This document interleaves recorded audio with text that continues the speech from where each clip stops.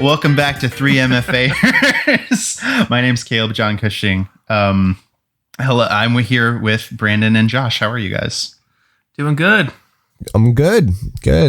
Tired. Been working a lot. Have not been sleeping a lot, but I'm happy to be here. Out of the three of us, Brandon is a working man, and we appreciate his work. Brandon's the breadwinner, and Josh and I are the housewives sitting around waiting for the money to be made. It's yeah, pretty much. I keep the apartment clean though, so that's good. Josh does all the chores. I'm dead weight, but well, it's just weird. That's okay. It's just been weird in COVID times. You know, like everything's odd. In the year of our Lord 2020 PC post COVID. Have we been? Yeah. Is it post COVID yet? Or no? I mean, especially not for you guys. You guys are in New York. I wish. It's like mid COVID for you. Well, in New York, it's fine. In New York, like it's the our levels are much better than anywhere else, but it's still kind of hard to watch. Just everybody else, just kind of you know. It's scary. It's very, very, very, very scary. You know what would make it even scarier? If the Senate decided to take a vacation right now. That would be the worst thing ever. I couldn't imagine if Mitch McConnell and the Republicans decided to hold Americans' health care and funds hostage for, bipartisan reasons. I cannot imagine if that was the case. At least that's not happening, right, guys? Right? I don't know. Right? There's been hockey feel like on, that's, so I haven't been watching the news. You know what we have been watching, Josh? Sorry, I'm just because you brought it up right before we started recording. I'm in a manic episode, if it's not clear. But the WAP music video. Yeah, all these hoes in this house. I think the song's great. I think it fucking slaps. I think it's a banger. Do you guys know who Ben Shapiro is? Yeah, obvious. Yeah, of course. So did you see his whole thing about it? No. So he's got such bad takes. Like obviously he's an idiot, but he was like, my dad, is a classical musician. So like, I know, and I can speak with authority that rap and hip hop is not real music. And it's just like blah, blah, blah. So like already like horrible. Wow. And then he sits down and he goes like, he tries to like dissect this like song, like line for line. And cause he can't, his like Republican values, whatever. And it's really funny, but the most craziest thing that he said, and he's serious. Like this is what he actually thinks. It's not like a joke. First of all, he doesn't say pussy. He says P word. So he goes like wet ass P word, this like grown man. And he said that, like, I'm paraphrasing, but he said his wife is a doctor and that's actually a medical condition and that like pussies are not supposed to be wet, essentially. So he just like dry snitched on himself that he can't arouse his wife or like any woman ever to like the world, as if like he's like owning the libs. And it's been like the funniest. Like, can you believe? I'm shocked. I mean, yeah. It's a medical condition. That's crazy.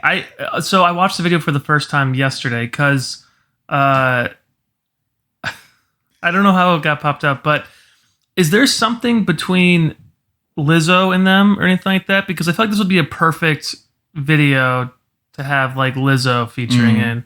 Because it's all these, these thick women or whatever, and like celebrating their asses and whatever. Celebrating their asses.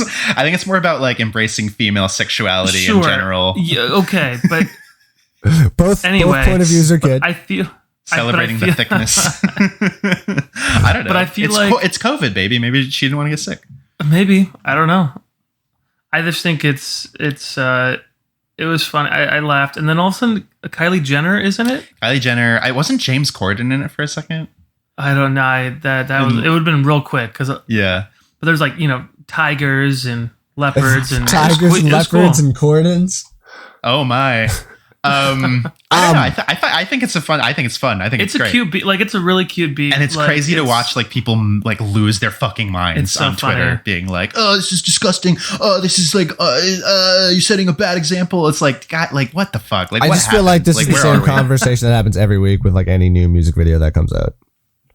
I feel like it's definitely like this just is the easy to the extreme, and but I think that's fucked up. Like, Yeah. we'll listen to like any fucking like I don't agree with it. like Kanye or Drake or whoever rap about their dick, and then it's like yeah, and then like these women are like I don't know, it's just fucking like awful. Well, I mean, there's and always misogynistic. that double standard in anything. Yeah. You know, it's the same with what you'll see a lot of with Kamala Harris, you know, and like shit Well, like that. And it's like Kamala Harris is a cop and made her career locking up half of fucking Chicago. Like, I don't think that's the same thing. I think there are Sure, definitely people yes. like that are racist, and that shouldn't be the point of attack. It should be like, you know, these are not the people that should be running the country, even just because they're Democrats. But yes, racism is never okay. But you do it. But like it's the women like and the ambitious thing, or like they shouldn't, you know, what like hold your, you know, let us do it, you know, type of thing. And I don't know if that's, you know, I the only other, you know, rapper that I know extensive work from, you know, it's like Eminem says so much awful shit in his songs Said. about everybody. Said. You know, said Yeah, there's a difference. what? He said. He doesn't continue to say awful shit. well, just his raps are awful. Period. Now His raps, like I mean, like he's just bad now. Brand's getting tight. No, it's a. So it's It's we're all hard very time. like I love our manic states because I could go into a lot of. I didn't really have much sleep last night, so my state is kind of like Josh is just trying to get through the morning, and I'm like trying to screaming get in to his face. he's screaming at my face. Yeah.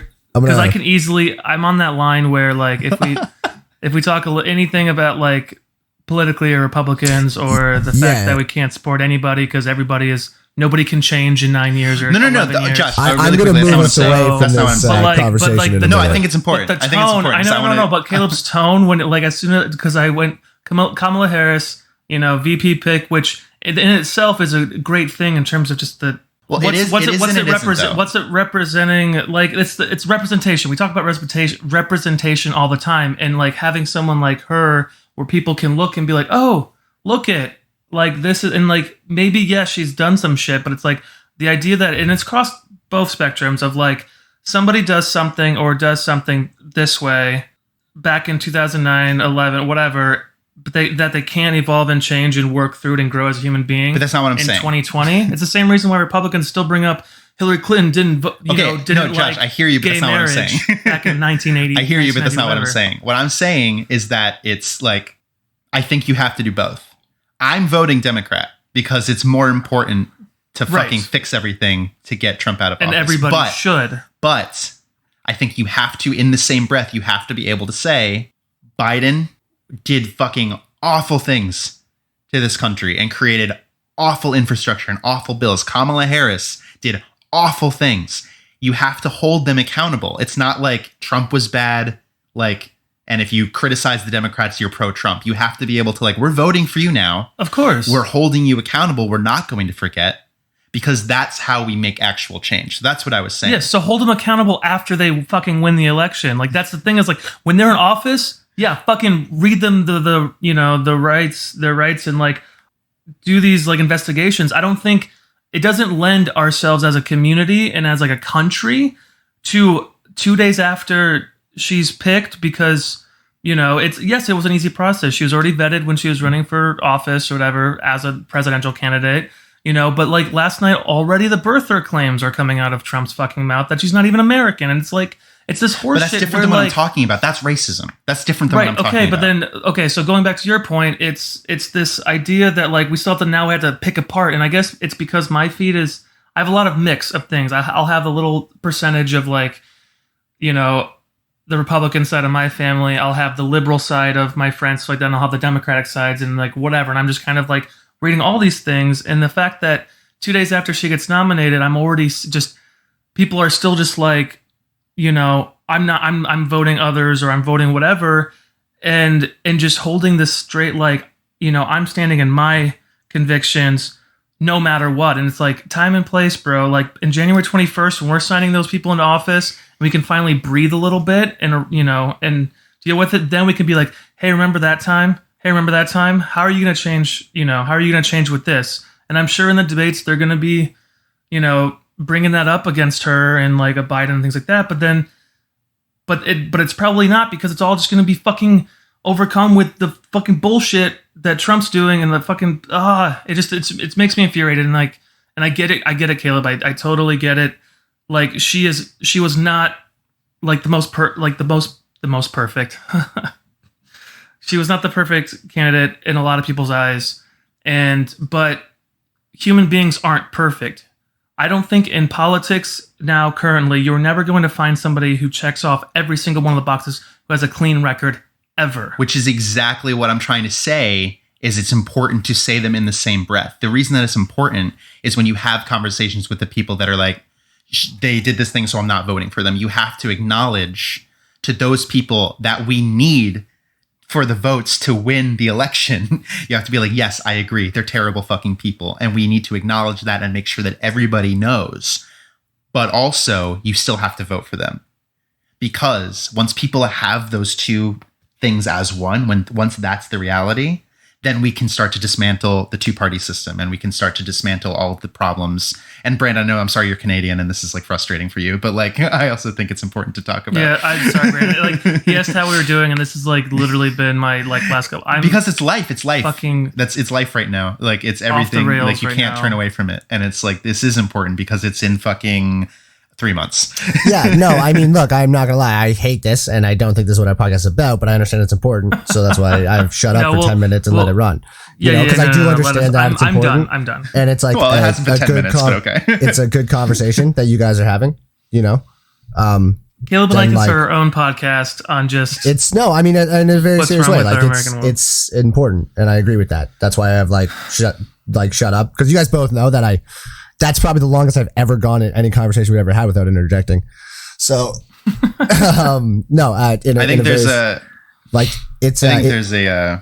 sorry, I just think there's the stigma that like politics is not something you can talk about, or that there's like, you know, I don't want to be political, blah, blah, blah, blah. But that's why the fucking Republicans have gotten away with everything, because they've tricked people into thinking that politics is not something you should be talking about. I think everybody should be talking about it all the time. And we're an arts podcast. And guess what? Arts is politics. Well, it's funny. It's art is politics. And I think it's interesting how like they've created these bubbles and these systems and trying to get sports back up. But yet we haven't done anything in terms of trying to get, you know, what is that investment trying to get theater back up? Like, it's like the whole entertainment industry, meaning like TV, film, theater, shows, music venues, whatever have you, have literally stopped for the last 6 months, but you know, everyone's still enjoying their streaming services, yet all of us sitting here going, like I had a friend, because my unemployment got slashed severely, so you know, I'm contemplating, like I can't pay for my headshots in a week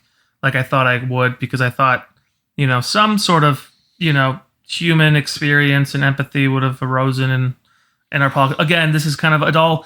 That's what it's frustrating, Brandon, on my end, is like it's all fucking connected, which is stupid because I'm like Kayla, like I've been told not to talk about it, and every time I raise my opinion, then I get yelled at by other opinions, and I haven't been able to get the backbone to like stand up for myself and not get anxious, and the anxiety and the depression that I'm feeling right now of choosing rent over headshots to further my career. And to know that all I can do is create, but then it's debilitating. It's paralyzing. The fact that like I can't pay for food, I can't do anything of this shit, and I sit here and I watch the news, and it's for at least 3 months now, people have been saying tried and true, wear your mask, social distance, don't go to groups, wash your fucking hands, and we're still having an issue. But then you see the president of the United States go online. Like yesterday, he literally like was asked, "Why do you lie?" So like, do you feel any kind of remorse for like lying? And he was like, "Huh? What? Who?" And next question. And it's like, it's obviously plans. It's obviously this thing. It's the whole thing with the post office, and you can't raise your voice or you can't talk to anybody, because then people are just gonna like. It's all political now. It's like he started so that things that shouldn't be political are political, and it's fucking infuriating.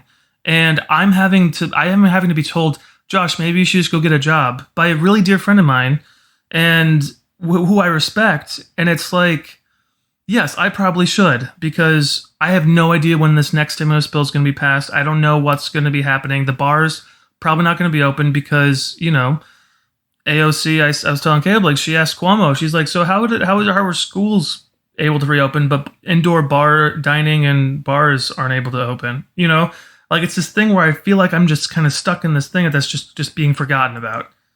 And I really fully feel that, but I can't express that because everybody in my family is going to, like, nobody's going to call and support. Nobody's going to, like, whatever. They're just going to say, well, yeah, you know, it's those Democrats. And it's like, not the only side of the story, bro. Yeah. You know, but I can't do that because then I get accused of attacking my family, right? And so that's where I'm stuck. Where it's like this podcast is a nice outlet. You know, I'm on microphone. Yes, this is being recorded, and I'm sorry for our listeners. We will talk craft in 2 seconds, but like as you can see, like I can. Yeah, you're like boiling. Like I'm looking at you. I couldn't sleep. I was so warm last night. I can feel my body temperature rising because I'm, as a creative, like I have to get that, and I don't have that outlet as much as, you know, this podcast is great, but like the voice is one thing, but it's like I feel it in my bones that I have to like do something, you know, and I haven't figured that out yet. Maybe it's also remorse and I'm lost now without my, you know, Pokemon Silver anchor. Yeah, our friend Josh completed the Pokedex in Johto. Generation 251, baby. 100 hours because I had to fucking play Crystal just to get the Celebi or whatever. And that was 28 hours on that game. But like, and I don't want, like, I thank you for the praise, but I definitely did the clone glitch to get a bunch of rare candies to just level people up because I was like, I'm not going to just, that doesn't do the matter. Elite Four. Yeah, come on. Anyway, I'm so sorry, guys. No, don't be sorry, thank you so much man. for giving me space because I don't have anybody to talk to. I mean, I do. I mean, I can talk to Ryan, obviously, but like, We know what you mean. Yeah. you know, it's hard. It's fucking impossible. Like I agree with you. Yeah, it's So sorry for ranting, but I think it is important. it is. I mean, that's just what I was saying. Like, it is Yeah. super important. That's why I was just like, you know, and it's just so like, it's not. I don't know what the best, like. It's so interesting and like almost. And this is such a weird thing for me to say, but I'm very fortunate where like my parents are conservative-ish in Canada, but that's so much closer to center. You know? Yeah. Like, Well, it's we like, don't in America. We don't have actual left-wing people. Like our that's Democrats what I mean. are Like, center it's, right. so it's like to have a conversation with my parents where like even if we're on two different sides of like kind of whatever politics in Toronto, it's like not socially, and even socially, it's like very, very narrow. But really, the differences come into money stuff, and it's just such a I don't know. So I just feel so. Also, like I just feel for you, Josh. Like I feel for you to not just be at odds with your family in that sense is just so frustrating. I just have never. can't imagine. There's never been a culture of like actually expression of an opinion. They say it's like my dad said that everybody has their opinions. You know, you can't change. You know, everybody. I'm not my brother's keeper. Everyone has their opinions.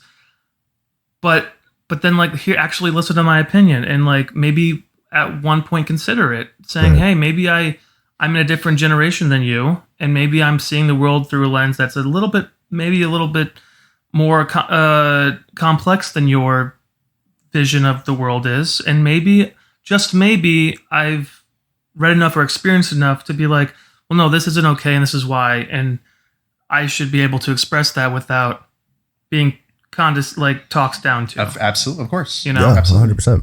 So I mean, and that's- it's like I've met your parents, Brandon, and they're lovely people, and I've met your mom, Josh, and she's like an angel. So it's frustrating. Like I have people in my family that it's the same, and it's like it's just this thing, this idea of like this scary word politics can like morph and bring sides out and arguments into people, and it's just so frustrating. And I hope that we can soon get to the point where that's not the case. Well, it's just like it doesn't. I wish it wasn't so polarizing. And that's obviously the biggest issue is that it's so, partisan and bipartisan. Partisan? Which one? partisan. Well, partisan, yeah. But then for us, it's bipartisan because we only have two options. But I think in Canada, you know what I mean. Yes, you have more options. Yeah, sort of. I do know what you mean. But something that vaguely has to do with American politics. Do you guys watch Umbrella Academy season 2? So Umbrella Academy is one of those shows that I feel like I want to like it more than I do. You know what I mean? Yeah, I could see. Especially for you, I could see. I could see that. Did they you have watch? a really? I watched the first couple episodes and I was like, I don't know about this. If this is how I want to spend my time. The effects are still bad because it's TV. That's not HBO. The tone is more interesting to me. It's like seems like they're leaning into comedy a little more than they did, which is interesting. I feel like they still have this bad habit of like, and this is something that I talked about in Harley Quinn and when we talked about Suicide Squad, like I hate this trend where you can't let things breathe. Like you can't let a scene breathe without jumping to a new pop song or a new cover. Like there's just so much fucking music and they don't like let the things just like sit in silence. Like I feel like there were 5 songs in the first episode. Yeah, and it's like, relax. there's a lot. And like even in season 2, the soundtrack is like that too. But I didn't think about it until you just said that. But in season 2, there are a lot more of those moments where they do let it breathe. Well, I would hope so. Yeah, so they do. I don't know. I really enjoyed it. Thought it was really good. I mean, it's it's a fun show. I really enjoyed when the season 1 was popular. Was it last year or 2 years ago? Yeah, something like all that. of the shit people were just like, yeah, it's great, but can we talk about Luther and Allison, please? And how this is weird and creepy, and like it's so like, because I get it. It's you know that. The writers know they fucked up when they have to justify it every episode. They have to keep like, no, they weren't biological. I was so interested to see where you were going with that because I was going to be like, yeah, you wrote 38 different versions of a script with an incest relationship in it. So I was like, waiting to see where you went with that. And it's really hot. Like I love incest. Oh my god. Julia, sorry, we'll cut that out. But one of our friends her note every week was like, I need more incest. I just need Josh remembers. Yeah, we're talking about Caleb's play. Yeah, my play that I wrote. I think by the end it was just the right amount. We ended up zeroing in on the right amount. Yeah. Sorry. We sound psychotic. Sorry. Yeah, this is a deep cut. Politics, incest, like where is this podcast going? Oh, I tell you where I want it to go. But before we get there, so there was 2 news items this week that I really wanted to talk about because I think in pairing them, they're like the polar opposites of the industry. Does one involve an open letter? Does one involve an open letter? To who? No. You go first. I have news for us all 3. Okay. So go. Whoa, oh, sorry. Really? Oh, the Avatar? Yeah. You're talking about the Brandon, did you hear about the Avatar thing? We should talk about that first. Yeah. Yes. Are we talking How about the that? writer was the creator. Yeah, because he said open letter, and I was like, somebody should have, because I didn't want to like override if that was one of the news. No, it wasn't. But this is more. Can we do that? This is something all 3 of us can talk about. Yeah, Dude, and then I'll get to my shit after. That is the worst possible news to come out for that show. That's so bad. Yeah. Fuck it. I good because we talked about this last time about how live action shit from cartoons are never good, and I'm glad that they are like watching what Netflix was doing to their fucking baby. They wanted to be showrunner. Like they're like, yeah, let us help you create this thing. And you guys know this never happens. It's always like we're going in a different direction. We wish them nothing but the best. But they both were like, no, they're ruining it. They did not keep their promises. Yeah. We're out. And I think that's fucking fantastic. I agree. I had no like fantasies that it was going to be good, but it's like if Brian and Mike are involved, I will watch it and I will give it a chance. Right. I think now it's great. like fuck it. Yeah, I love it how he's like, and who knows, maybe whatever they put out, you'll like it. It might be good, but it's not going to be what we wanted it to be. But it's not going to be ours. And just so in like for our dignity and our integrity and our creative process in mind, I think that's fantastic. I think that's fucking admirable because that is tough to do. Because they burned a lot of bridges very publicly, and I think that standing by your art and like because they did Avatar, like they're gonna get work again. You know what I mean? Right. But like not everybody's in that position, and I think like it's incredibly rare to see this so like open. Yeah. But I think it's because they know people care because this franchise means a lot to a lot of people. Yeah. And the rumors about why there's nothing like concrete and nobody's confirmed anything, but. You know, apparently it's all over dumb shit because Netflix like wanted to like shoe in more like love triangles and make it more like the Riverdale, like make it more like CW, make it more. And I know you guys are into that stuff or like some of that stuff, and I'm not. I don't do like the Dawson's Creek type CW, but like they wanted to make it like a teen, like a Harry Potter thing, like a teen drama, but and they wanted to change up like. because the industry has this fucking weird thing of what diversity is, and I'm using air quotes because I think actual diversity is important, but they only know it as like, I want to be sensitive with what I'm saying, but their idea of diversity is just white and black people. And like, what was great about Avatar is that it was like Japanese, Chinese, Tibetan, like Thai, like Indian, like all of these very, very underrepresented communities. Yeah. And so the rumors are like they wanted to just make like everybody black and white, and they wanted to shoehorn more romance in, which is like the two opposite things of what they should be doing. Yeah. And I'm glad that Brian and Mike were like, fuck you. No, we're out. We're not going to get involved. And it's now also it's just awful. like, why? You're just making more work from yourself. You have a perfect outline. You could do a shot for shot, word for word, like live action reenactment, and everybody would be stoked as fuck. You just have to do better than the worst movie ever made. It's so easy. It's so easy. And you get the writers that want to be showrunners and actually create and like keep this thing flowing. It's gold. It's a golden ticket. Yeah, I've exactly. got a golden ticket. Well, and also it makes no sense because as Netflix, if you just hand it over to them, it's not on you either way. It's a win-win. And they have so much money. Like they make so much money. It doesn't make any sense, but I'm glad we're all on the same page on this because I was furious when I read that. Like, good for them, but it's like, fuck you, Netflix, man. Yeah, they were supposed to be better than the studio. That was the whole thing. When they came out, they were supposed to be hands off. They were supposed to be letting people do whatever they wanted, like actual creativity. And now it's just the same. Now they're just Disney. Like it's just a conglomerate, and it's like, what the fuck? And that's exactly what I wanted to talk about next. But sorry, Brandon, you go first. No, what were we gonna say? My two things. One of them was Disney, and the other one was the opposite. But we can talk about. It looks like hit me with the Disney. Sorry, I'm burping. So my two things so on one end of the spectrum you have Disney, right? Yeah. Did you see the Mulan thing? Like the $30 they're putting it out? Yeah. Not only do you have to be a subscriber to Disney Plus, so that's what, $7-8 a month. Yep. So not only are you paying that money, they also have the fucking audacity to charge $30 to rent. Probably because it's going to be that was my question all along, was like, how long are you going to actually be able to watch this? And I hate that. You can so I used to buy everything on iTunes. I used to buy everything digitally because I was tricked and I bought into the propaganda that, physical media can get scratched and it can get lost and you can break it. But if you buy everything digitally, you'll always have it. And I thought that it makes a lot of sense, right? Because I was a fucking idiot.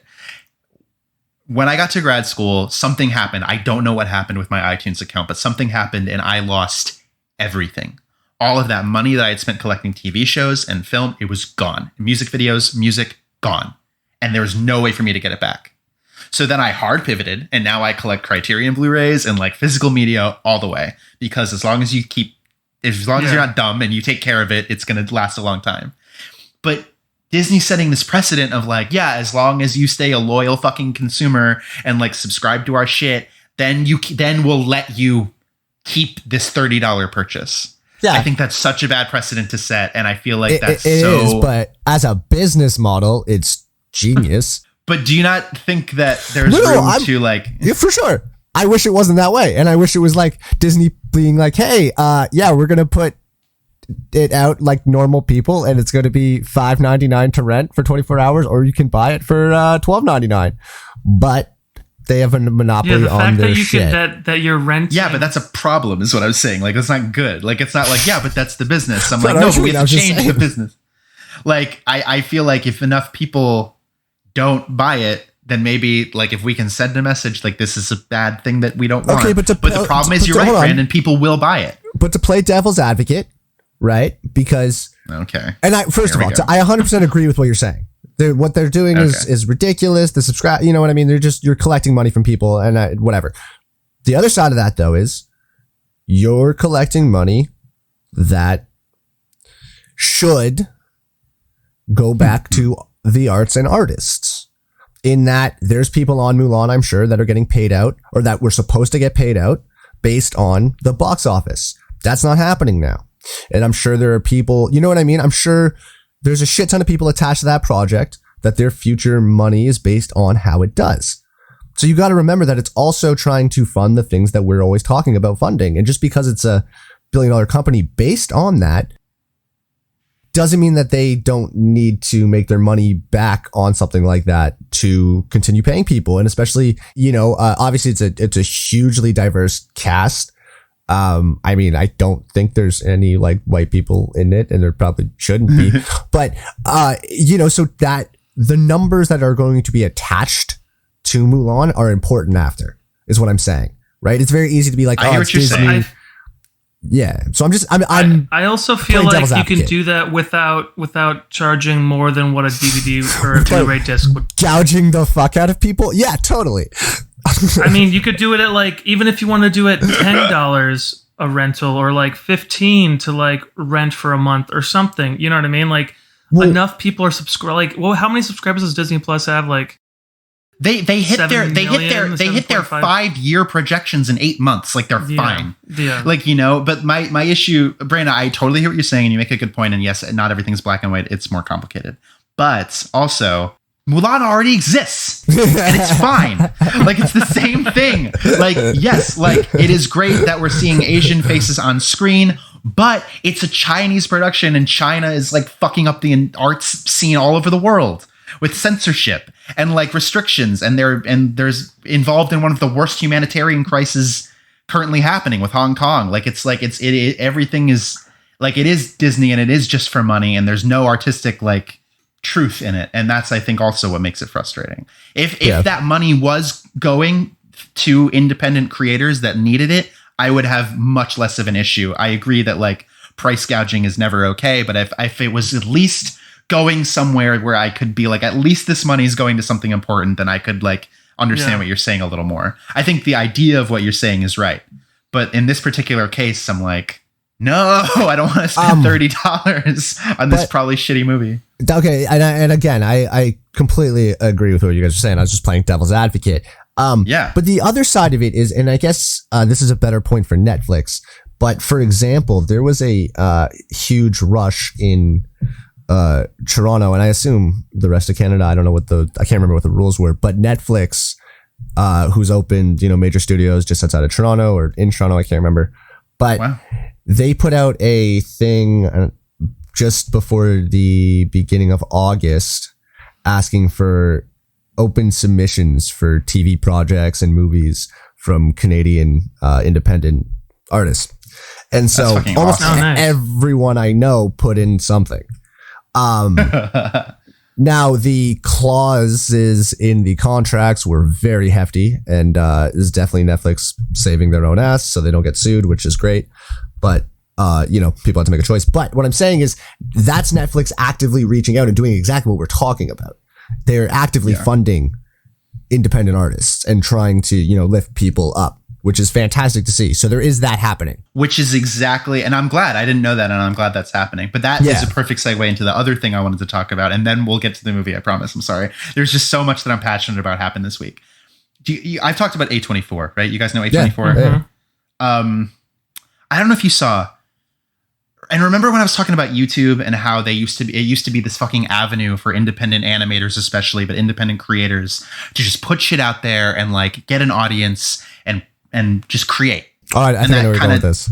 That kind of like stopped happening when they changed their ad revenue rules, and now it's very difficult to make a living off the arts. A24 just got distribution and purchased the rights to develop a like 10-minute independent animation on YouTube. Like these people put their heart and soul into creating this thing called Has Been Hotel that I saw, and I thought it was okay. Like it's not something that I would maybe watch, but you can tell a lot of personality, a lot of craft, a lot of effort went into making this thing that is very professional looking. It's animated very well. There's like original music, and A24 was like, yeah, we're going to make this an actual TV show. And I think that that's fucking incredible, because that is, Brandon, directly going to the source, picking up an independent artist and being like, yeah, now we're making you a TV show. Wow. And their track record for TV is fucking incredible. They did Euphoria, which like everybody loves and is like really successful. They did Rami on Hulu for Rami Youssef's thing. And I think that that's so fucking incredible that like this is a company that's actually walking the walk.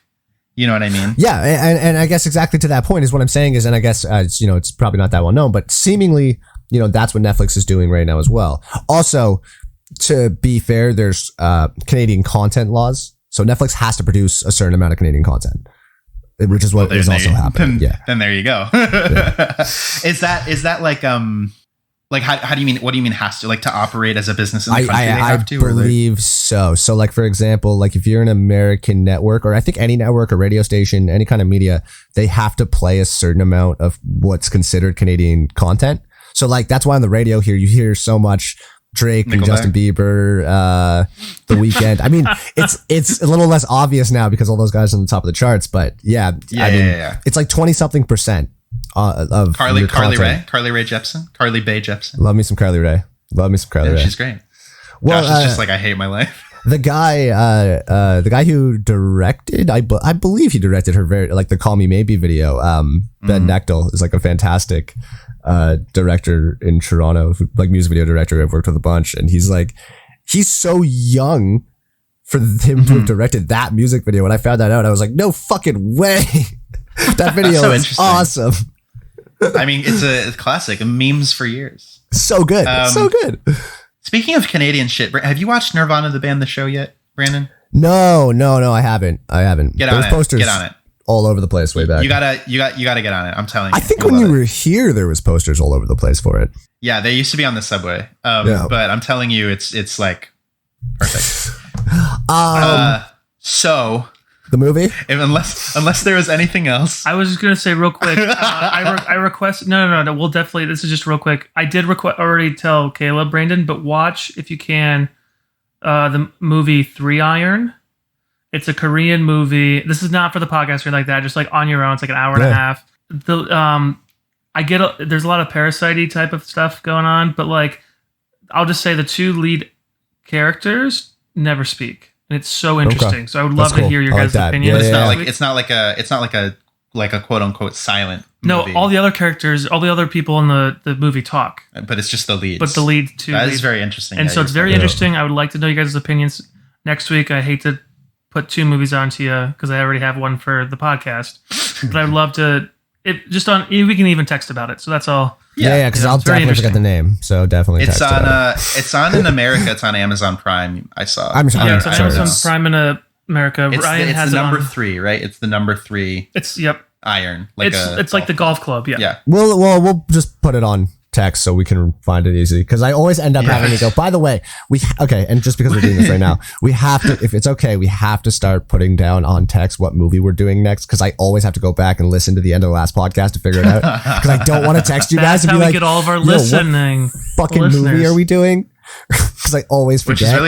Which is really funny, because it's like, if it's like 6 a.m. It's like, hey, in like 3 hours, by the way. No, because I don't want to. Because I would text you guys the night before, because I get too anxious. So I have to plan it out. You know what I mean? Because I got to figure out how long the movie is to figure out when I have to wake up. Right? For sure. Yes. So from now on, after our podcast, we'll put it in a text after we record the movie and where we can tweet it out. So. All right. So now that it's been 40 minutes. 35. We'll talk now. So, okay. The point of this podcast, allegedly, is that we talk about a different movie every week. And the movie that we all watched this week, Yasujiro Ozu's masterpiece from 1953, Tokyo Story, which tells the story of an elderly couple who live, and I forget the fucking name of the city, but it's a very rural Japan, and they decide to take a trip to Tokyo to visit their adult children that they have not seen in many years. Brandon and Josh, what did you think of Tokyo Story? I think I have some very concise and clear thoughts on this movie. So first off, I woke up really wanting to stay asleep and super not wanting to read subtitles for 2.5 hours. Yep. So a little bit of a rough start to the movie, I'm not gonna lie, but as I was watching it and as I'm starting to grasp what's happening and more so just the feel of the movie, we've watched a lot of foreign movies recently, and especially foreign older movies. The easiest thing that I can say about this movie, to let you know how I feel about it, is that of everything we've watched that's been foreign or older, this is by far the easiest to connect with. And not because it's familiar, not because it's culturally similar at all, but because it's very much its own thing. It represents its own culture, its own time very clearly. And the story and the people are personal. And it's just very clear and concise and beautiful. And it was so easy to empathize with. And on top of that, just to see their culture and their time period so represented so clearly was so interesting. And the fact that there wasn't, like, when we watched Tokyo Drifter, right? It's very westernized. You know, it feels very much like things that we've seen before, or even, I mean, White Materials, obviously, but that is 2009, so that's not fair. But this is very much its own thing, its own culture. And for me, it just made me feel like I want to go to Tokyo and I want to, you know, it was just, yeah. So I really enjoyed it. I see very clearly why it is considered a masterpiece, and the way that it held up compared to a lot of the other stuff we've watched very, very much highlights that. That's awesome, man. That was really well said, Brandon. Thank you. Because I had similar feelings. I said, you know, it's paced in a way I enjoyed it for the same reasons that Brandon says, is that it's very, I can connect to it on a more humanitarian level. Can I say that? Is that the right? I don't know. Like humanistic, I think. Humanistic, yeah. You know, to me, it's a story about generations and how different generations and moving away and growing up in the city, and how you just, it's the trying to hold on to tradition, and then like who your family is, and, you know, the difference between blood family and just family, right? And I'll go into that more too, but yes, like compared to Tokyo Drifter, which was a very entertainment based, like this is going to be a fun movie to go see and just action. This one was a very well thought out, evenly paced. I would almost say, and I use this term very lightly just because I lack of a better word, is simple, but in the meaning of, it wasn't straight just like cut shot, whatever. It was long scenes of people, of family members just having conversations and dealing with trauma or tragedy, or, you know, or not, you know, things like that, with different cool shots of the town, of Tokyo. You know, just it was great. Very, very well put together, and yeah, definitely some of the effects held up more so in the last like however many years ago. 70 years. 70 years ago. Almost like lack of effects. Compared to Tokyo Drift. Yeah. It was 14, you know, it was 14 years, and I'm just kidding. The CGI of Tokyo Drift. Because you got to do practical, baby. So CGI is always going to be so big. yeah, no, I'm glad we did this one. Yeah, I'm really glad that we all seem to appreciate and enjoy it. When I was talking last week about like movies that are about something, like this, I feel to me is about like so much, but it is just a very simple, straightforward story. Like it's not complicated really, like in any way. There's no like twists. It's not like trying to aspire to be this. It's just like, this is the story of a family. And I think that's why we all can connect to it, because most people have a family. Everybody has drama that can relates to a family or like important people in their lives. It's very illustrative of like universal themes, specifically of the post-war Japan period, but also reverberating across clearly time and space. Like there's things that we can all connect to it with it. And yeah, I think it's so gorgeous. Like I really was hypnotized. Like I hear you guys about it being maybe like slow in the beginning, but I found it to be like soothing. Like I found it to be like, I don't think, relaxing. I don't think it was slow. I think I was slow getting into it. Okay. Well, it was 6 o'clock in the morning. No, I know you're being, but it was just, but in a real way, it's like, you know, you have to get into what's happening, the feel of it, and there's the subtitles too, right? It takes a couple minutes for you to kind of internalize the subtitles and the reading of it and the hearing of the voices and just get it all together, you know? I mean, but some of the scenes though, I really loved, because you could actually, at some moments, you could just watch the screen and know exactly what's going on. Yeah. And I thought that was really cool. You know, obviously the details in the exposition you want to read so you know what the story is, but there were moments between people that you could you didn't need to read anything. I mean, I'm glad that you brought that up, Josh, because I wanted to say almost the exact same thing. But is there what American movie came out at the same time? Because watching this movie now, the way it is shot, it looks like it's in goddamn 6K. Like, is this the best shot movie of that time period by an incredibly wide margin? Like, it looks... It fucking must be, dude. I mean, the depth of fields on the close-ups and some of them caught me so off guard. I was like, how is this possible? Are you talking about then? when they like converted it into like HD and stuff, like when they up the frame rate, it still looks like... I'm trying to understand what you were... I'm just saying it looks beautiful. I just mean it looks beautiful. Oh, of course. Yeah, it translates extremely well. Like, and that's what I mean. So I don't even know how that's possible, you know, for it being shot in the 50s. I'm just saying, like, it looks so good and so well shot. It's unbelievable. Like, I would love to pit it against an American movie from the same year and see what that looks like and see exactly how well this is shot in comparison, you know? I see what you're saying. I'm gonna look really quickly. American films from 53. Because like, but while sorry, Josh, go ahead.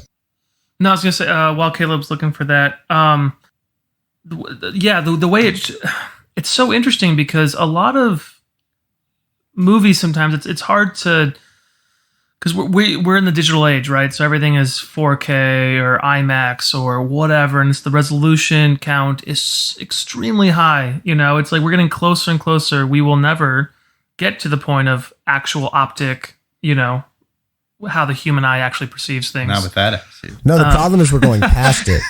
Yeah, that's why the uncanny valley exists, because we're getting too good. Yeah, we're going past it, and then you see, you know, and then you watch something and you're like, that doesn't look right. I don't like it. Yeah, it's just because we can detect falseness. Oh, because there are some revolutions resolutions per second that does throw you off a little bit. Yeah, it's that thing when your screen and the resolution don't match up. Like, it happens a lot with like really good TVs sometimes. And then, like, you know, when a sitcom looks like it's a soap opera, that's what's happening. I see it all the time, the resolutions on the screen and what the actual thing are off. Gotcha. And that's a good example, Josh, is anytime you're on Amazon Prime and you see like there's an option to watch a movie in like ultra 4K HD and you don't have that TV, it's exactly what Brandon's taught you. Like, you'll notice like, oh, this looks fake as shit. Yeah. Because like it's not built for that. Like the screen and the resolution don't match. It's really interesting. Like we accidentally when we rewatched Knives Out on Amazon Prime, we accidentally watched that extra like super like HD version, and I was like, why does this look so bad? Like, because you can tell because it's not meant for that. That's so funny, especially because you've already seen it. You're like, I swear to God, it didn't look like this the first time. Yeah, and I watched this at the Alamo and it looks fantastic. What the fuck happened? I love that movie, by the way. It's actually really that's a fun one. But we're not talking about it. We're talking about Tokyo. But saying that with the resolution and the way Tokyo Story was shot and some of the, you know, it did look it was great. Speaking of the way it was shot, because I do agree, Brandon, it looks gorgeous. And then like when you consider, Ozu used the tatami mat shooting style, which just means that they were low to the ground. And because those mats that they sleep on are called tatami mats. And so you saw everybody, like you saw their head and their feet in the floor, but that also means you had to see the ceiling. So they had to construct all of those sets with ceilings, which is usually what you don't have to do. Oh, that's so interesting. When you're shooting interiors, because you don't get that far back. But so they had to construct all the sets with ceilings. So they really had to take their time and care and craft like these interiors. So that's why they feel so lived in. They feel like actual real homes because they had to build actual real homes. Well, it's so interesting that you say that because it did feel so real and so lived in. And I think that the essence of that is what came off so well. And, you know, just with the culture of Tokyo at the time. Or, I mean, Japan at the time, or the whole thing. Did you see, what did you find for American films, Caleb? Well, so there's like Kubrick's Fear and Desire, which is like early Kubrick before he was like a god. And then like War of the Worlds. And then like a bunch of garbage that I've never heard of. That's what I'm saying. Like, there's Tokyo Story's much better. Yeah, there's no way War of the Worlds looks as good. And I just mean like, I would be very shocked if we watched it and we were like, oh, it looks fucking beautiful and fantastic and scary. No, there's no way. I don't know. And because I totally agree. Like, I think the best cinematography in terms of storytelling is when you don't notice it. But it was like expertly shot because you're just sucked into the world, like for the story it's telling. And I only noticed it because I knew the movie was made in the 50s, right? And then you're like, wait, what the fuck? Exactly. If it was made now, Yeah. I'd be like, this looks great, but it's how it's supposed to look. I was watching it and being like, how the fuck did he do that? doing that? Yeah, like I wasn't aware that cameras had that ability at the time. It's like the first time you watch 2001, that shot where like the airline stewardess like is in that and the thing turns and she goes upside down. You're like, how the fuck did you do that in 1968? Yeah. There's no way. And it's the same thing. Like here, I think it's the same level, and I think that's what you're getting to because God, it's so fucking beautiful. Yeah. And all of the technical stuff. Like there are some like rough like. You know, when they do like reverse shot, there's like that pause before the actor speaks sometimes. And there's like, you know, it's like stuff that you would expect. But like, I don't think it pales in comparison to what they were able to achieve like visually with like all of their outside stuff. Anytime they went to the train, all of the sound was so gorgeous. Like the balance between the softer country, the bustle of the city when they go to that spa, like how they like. Or just the disconnect of like the generations, right? Like it's, you know, I'll finish this before I go on to my next side. One more technical thing I wanted to say real quick is, you know how we're so used now to like over the shoulder stuff when we're doing like different angles. Like we always see the other person that they're talking to or whatever. But in this film, it's very in your face. Like it's whoever's talking is like almost center screen talking at the camera. Not obviously at the camera, but at the character. Well, hold on. There's one guy who can't stop looking at the goddamn camera, and that drove me nuts. There's one dude, because you're right, Josh, and the rest of them do a perfect job. And their eyeline's just off camera, but there's one guy who cannot stop looking directly in the camera, and it's one of the brothers, I think, and it drove me nuts. But Which guy? Was it the younger one? Yeah, the younger son or the older or the oldest the doctor? No, I think it was the younger son, and I think it's the first time that he comes on, and he just keeps going right down the pipe. The when he's talking to his like boss, where he's like, "Yeah, my fucking mom's here. I think so. She's Yeah, sick off the train. Yeah. He comes really late into the movie, and then sorry, Josh, I didn't interrupt, but yeah. No, it's totally because that struck me because it was very much taking the time to then whoever's speaking in like, you know, when they were at the train station, there was the four of them, but then everybody had their reaction kind of like a line, center camera, whatever, center frame. But I wanted to, shit. Yeah, now I'm completely. We were talking technical, and I wanted to not go technical. I wanted to go story. I have no idea. I'm so sorry, guys. Well, no. I mean, story wise, it's like kind of what Caleb was saying before. It's beautiful in its simplicity. The acting for its time is really good. Obviously, there's moments where like. There was a moment also, and it's totally my own mistake and confusion, but there's a moment at the end of the movie where there's the girl, the daughter-in-law, and she's talking. Fantastic. She's fantastic, and she's talking to the youngest daughter, right? And they're talking about the other sister who like wanted the clothes and everything from the mother who died right away. Oh yeah, and I just was not paying attention for half a second, and I thought that she was the daughter for a second, talking about herself.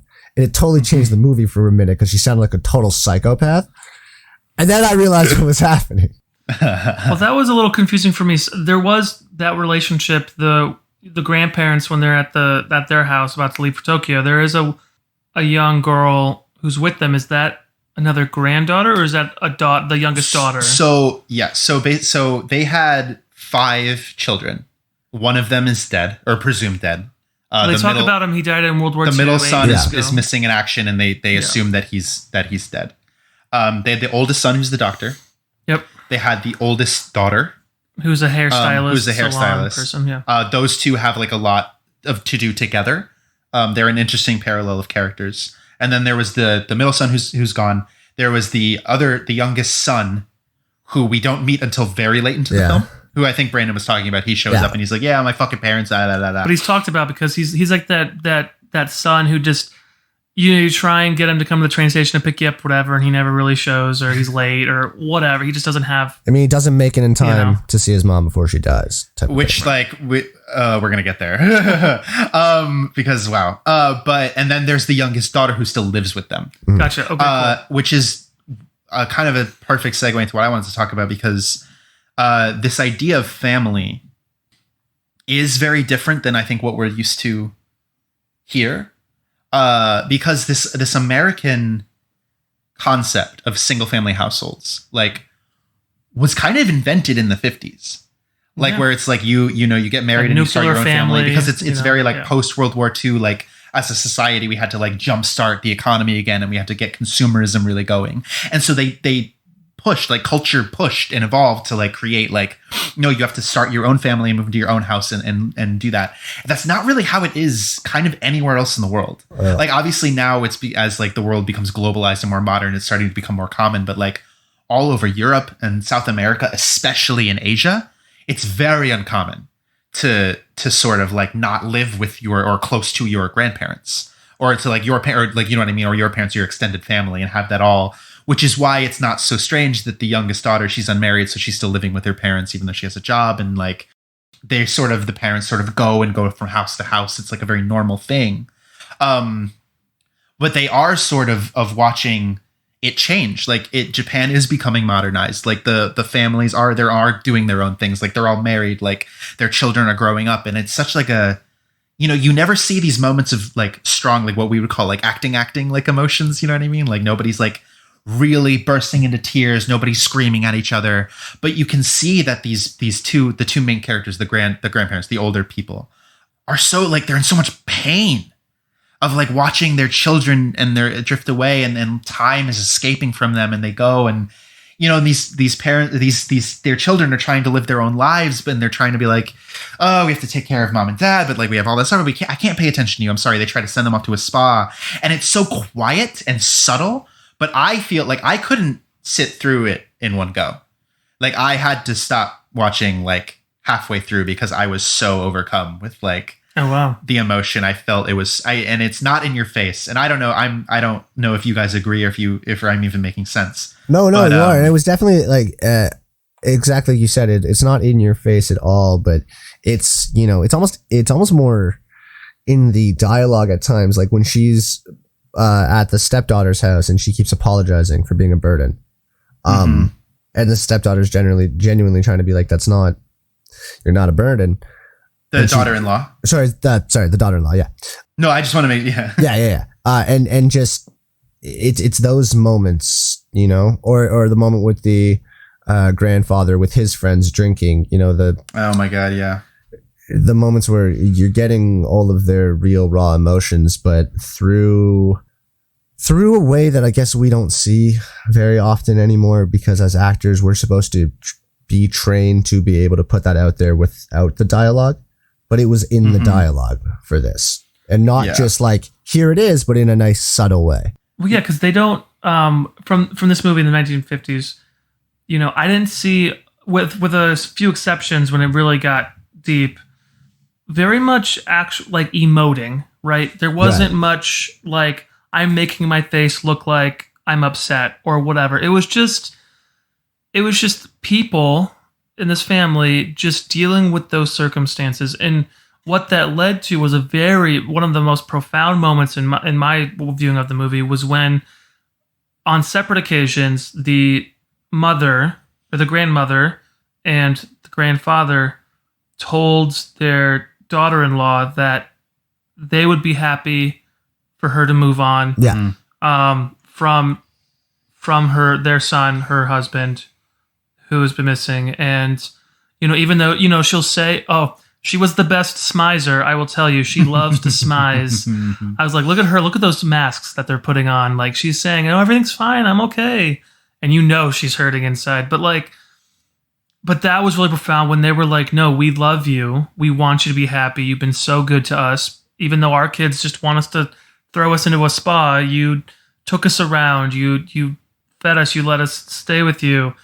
And that's very important. That kind of holds to that tradition, even though she's the younger generation, And they keep repeating that it pains them that she's not moving on or remarried. Yeah. No, not even that, like, they want her to be happy, but they say it multiple times to really nail the point, and that it pains them that she's not happy, which is it's just a very, which I think is so powerful that. when you have, that's what I was saying before about your blood relatives and the family that you're born into versus that family you kind of thing. And like, yes, she was married into the family. Yeah, she's technically legally part of the family, but their relationship with the daughter-in-law, I feel, is a lot more palpable than the relationship of just their children who are grown up, who are just, there are children, and they, do their whole thing. It's like even with like the grandchildren, right? With the little boy was cute because he just kept running off. Can we talk about this? That's that's Sure. absolutely where I want to go next.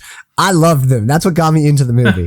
When I was like kind of bored at the beginning, and then those two popped up, and the one kid is just being a dick, and it was hilarious. Like really, at that point, I'm like, oh, this kid's the best actor in the movie so far. Like he was great.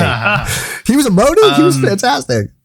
If you liked that, Brandon, so Yasujiro Ozu has made many movies, but the other one that everybody kind of holds up as one of his best, I think is also on the Criterion Channel. It's called Good Morning, which focuses on two young kids, like around that same age, that go on they take a vow of silence. They're on like strike from speaking because their parents refuse to buy them a television. And it's fucking hilarious and it's fantastic. And I think you would really enjoy it. That sounds amazing. I do really want to watch that. Well, also, I mean, and I think I imagine that, Josh, you took the same thing from this movie. Caleb, it sounds like you've seen most of his movies already, but I mean, it very clearly, like you said, going into it is a masterpiece. It's a masterwork in a lot of ways. And now I definitely want to go through the rest of his collection or whatever the fuck and watch everything because there's a lot to be learned. Yeah, it's him and Kurosawa are like the two from this period. And everybody knows Akira Kurosawa, but like, what's Kurosawa's biggest one? Seven Samurai, I think for sure. Okay. But like he has, Ran and Throne of Blood and just an insane amount. Hidden Fortress and Rashomon. Like Kurosawa is Kurosawa. Yeah. But Yasujiro Ozu's also fucking amazing, and I think he gets overshadowed a little bit with people that aren't like us. You know what I mean? Well, yeah, and I would never have really fully known about this unless we've been doing the podcast. Yeah. I would never have sat down and been like, "Oh, Tokyo Story, what's that?" I mean, I'm dating Ryan, so I'm sure one day I would. One day it would have come up. Yeah. But yeah, no, this is craft. This is movie. This is cinematic craft in terms of a director, in terms of working with these. It's actually creating a world and characters that are fully realized, that have all these different like backstories. It's like it's even coming out of the oldest daughter, right? We talked about her wanting the clothes. Like she's there. She's like, and then but of course, as soon as she gets an opportunity to go back home, she's like, how long are you, when they were talking at the dinner table, how long are you staying? Oh, well, it's not long. Yeah. Okay, so we'll take the train back tonight. And it's like, which is so interesting because she's the one 5 minutes before who like burst into tears and fell on the ground. Like she was brought to her knees because of her. She was in so much pain that her mother was dead. But then like life happens and she's like, oh, I want the scarf if that's cool. Yeah. And then it's like, yeah, we'll take the train tonight. And it's like, it's both. And I think that's what the movie, or one of the things the movie is saying, is like, it is both. And all the parents understand. Like Brandon and what you guys were saying. Sorry, you go. No, go ahead. Because I think you're about to say what was about to repeat. Well, I was just going to say, like, in that conversation that the daughter-in-law has with the youngest daughter, they have with the daughter-in-law, it's like, it's fine. Like, we get it. Yeah. And it hurts, but we get it. And even the daughter-in-law is defending the older sister in that conversation. Yeah. Like, she has her own stuff going on. Like, she's hurting in her own way. This is her figuring it out. And it is this such an interesting level of understanding and just so well written. Just beautiful. Because they do have like, it's interesting because they, like you were saying, like it is in the dialogue, it is there, but also there's also just still so much that's not being said. Like to say everything and then still have more things to say is like, it is expert. Like that's so rare to have that written that well. It's so like, every fucking scene is perfect. I don't know what else I can fucking like want. And I just think that's the difference between, and it's easy because there's not that much to say just because it is so well done. It's like, it's so, I don't want to say simple because it's not, but it is boiled down to what is important. Like filmmaking wise, acting wise, writing wise. But I will say, Brandon, like for what we're compared, like I told Ryan last night, I was like, this isn't a blockbuster. This isn't something that's supposed to like distract you every second with explosions. And we're so used to these fast paced, high energy blockbuster movies. We talked about it last week and we Tokyo Drift, like just pure entertainment value of like whatever. And this is a completely different it's at a very different speed than what we're used to with everything happening right now. We're so saturated with like TV shows and things are happening, and we're distracted with our phones. And to sit here and watch a movie for 2 hours, 20 minutes or so, Yes. 2.5 hours, and have it just be there and just sitting and you're just, it is simple compared to what we're used to and all these different kind of things that we're, consuming every day. And that's okay. The fact that we walk away with this, with the broad understanding of tradition versus, even modernization in the 50s versus, just what is family and love and material. It's just, yeah. Yeah, no, I mean, but that's okay. I love that. We don't need to pick apart every scene because it's the important aspects of it is what we got out of it and like what we walk away with. and especially in a movie like this, like you're saying, it's that feeling, right, where you leave it and you understand something more about the characters, about the story, and therefore you empathize and you understand something about yourself, or you think about something that you hadn't thought about, or you feel something. And that's, I mean, at the end of the day, isn't that all we're asking from art? Yeah. I mean, I don't think art needs to have a singular purpose, but I think what a lot of people look for in art is that, like, move me, like make me like feel something. I just want to feel something. And this, I feel a lot, like I felt a lot. Like as soon as she died, I was over, like I was done. Like and it's like, oh, there's another fucking half hour, but it's perfect because you watch the fallout from it, right. And then like the father giving, the heirloom or what was the watch. It was a watch. The watch. Oh, to the time. daughter-in-law.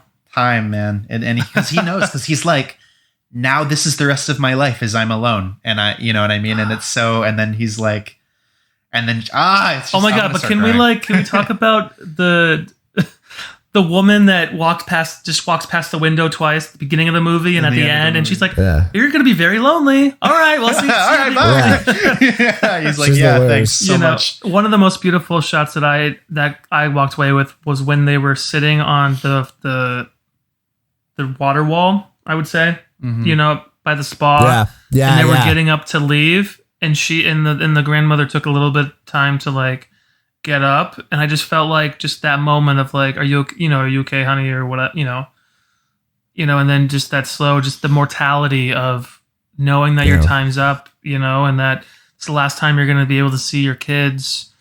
And then, but then what is that? Like, what is that time that we have with our parents? With my parents are 800 miles away, and I have no plans on moving back. But then it's like with the pandemic going on, and there's also like a Category 2 hurricane that essentially went through Iowa that destroyed the city.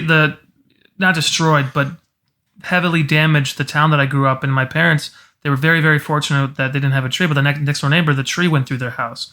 Like it's nuts. These things are happening around the world, and I'm just sitting here going, Christ, because I haven't spent that time, but it's because the idea of family, what Caleb brought up earlier, has changed in 2020. It's much different than the 60s or 70s or 50s, whatever, of like sticking around home. Like my mom always would tell me that, she just wished we lived closer because we could have those meals or we could have that time and grow up or whatever. Yeah. And part of me wishes, we had that time, but for me, it's just that idea, that it's just different. It's generations. We grow and we shift and we alter. And to have Ozu like meditate on those themes, because he like never married, he never had kids, he lived with his parents like until they died.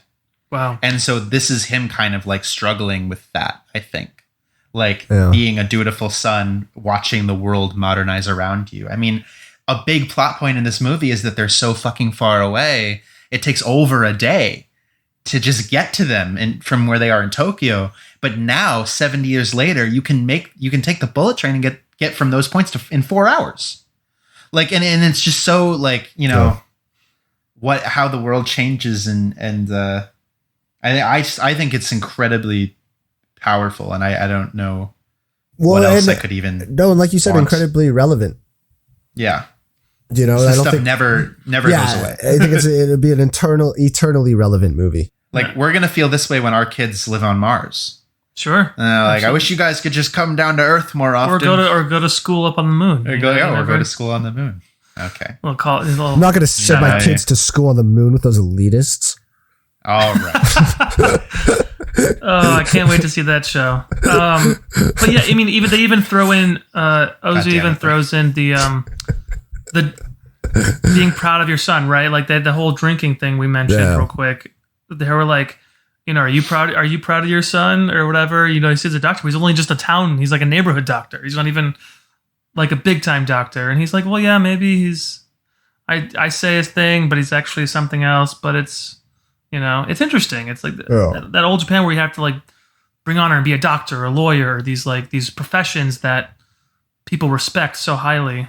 Well, in that culture.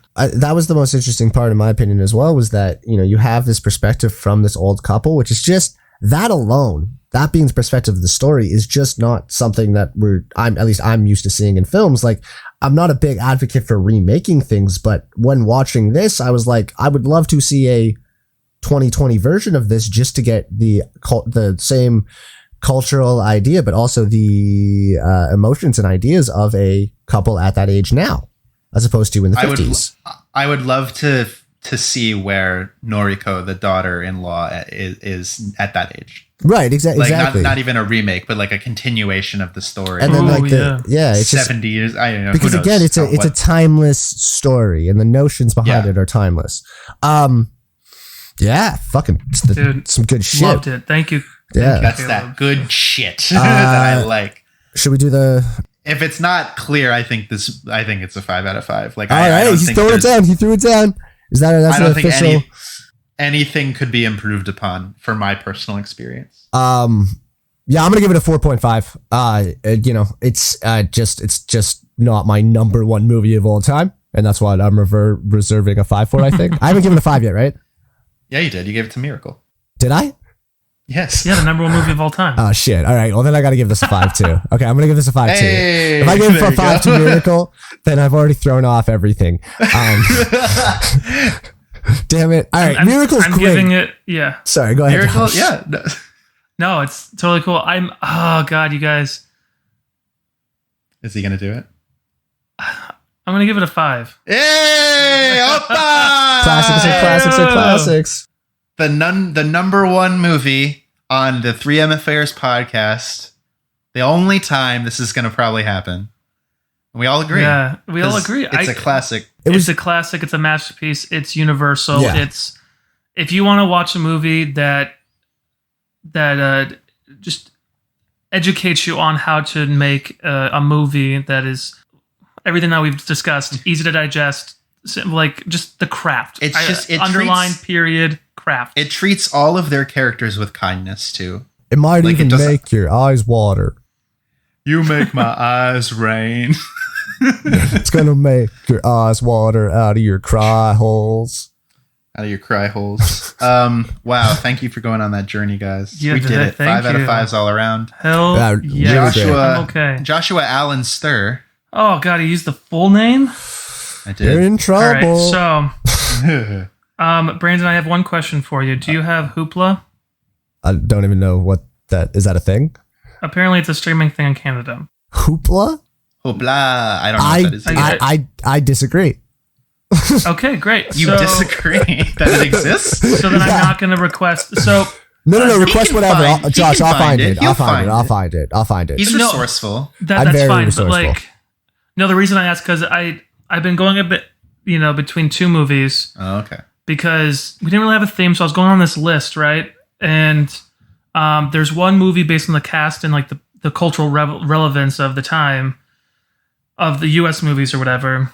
And then, Kayla brought up A24, and I was I was talking to somebody at the bar this weekend. I went out finally, and they said they requested another movie that they thought was really good a couple years ago. Do A24? Do the A24 one? You want to do the A24 one? I mean, I'm not gonna. Sorry, you pick whatever one you want. But my ears like. Can I give you? Don't worry about me. I'll find whatever movie. Okay, can we do like a table then? Can I just name the two? All right, name the two.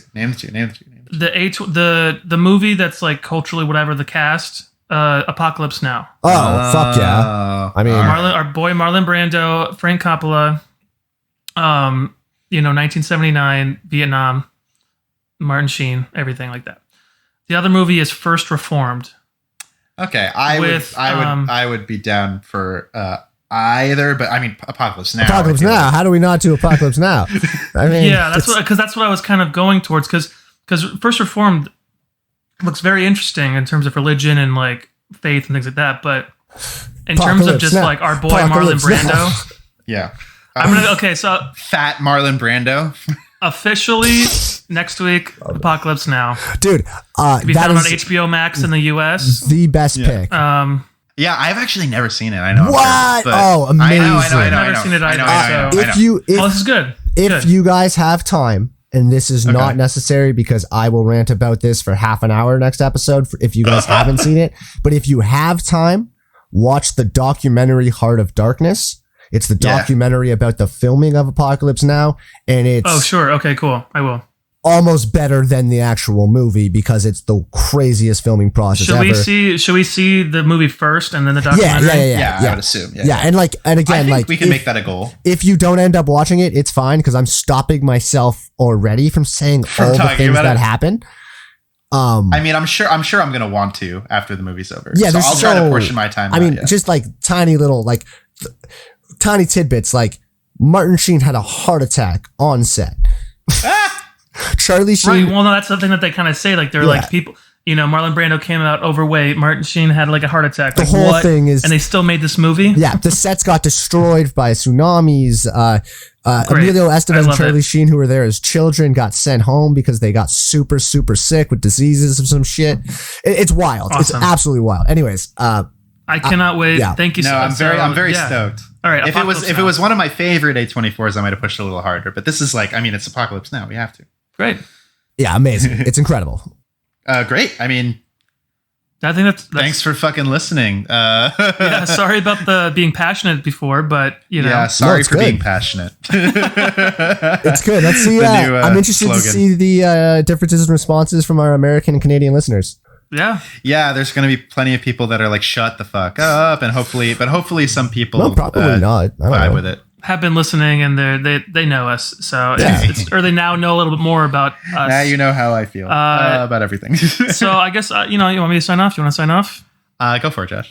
No, thank you for listening to Three MFAers on Tokyo Story. Remember to follow us on Instagram at the number 3 MFAers podcast. We're on YouTube, Apple Podcasts, Google Podcasts, Spotify Podcasts. Follow us, subscribe, like, share. You can find me on Instagram at stir_Joshua, Facebook Joshua Stir. Brandon? You can find me on Instagram at Brandon Kyle McPherson. Find me on YouTube at Brandon McPherson. Find me wherever. I'm around. You can find me on Letterboxd at CJCASDS. I'm on YouTube with my name, Toho. Why'd you take my fucking shit down, bro? Oh, I'm gonna fucking come for you, bro. You can't take my shit, bro. Fair use, bro. But yeah, so next week for Apocalypse Now. Great. Thank you so much. Take care, guys. Thanks for listening. Boop, boop, boop, boop, boop, boop, boop.